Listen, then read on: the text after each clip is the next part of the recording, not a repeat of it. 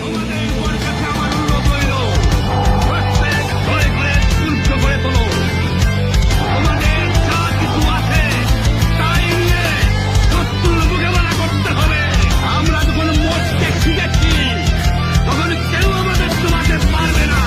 আমরা হারবো না, হারবো না, তোমার মাটির একটি কণাও ছাড়বো না। আমরা হারবো না, হারবো না, তোমার মাটির একটি কণাও ছাড়বো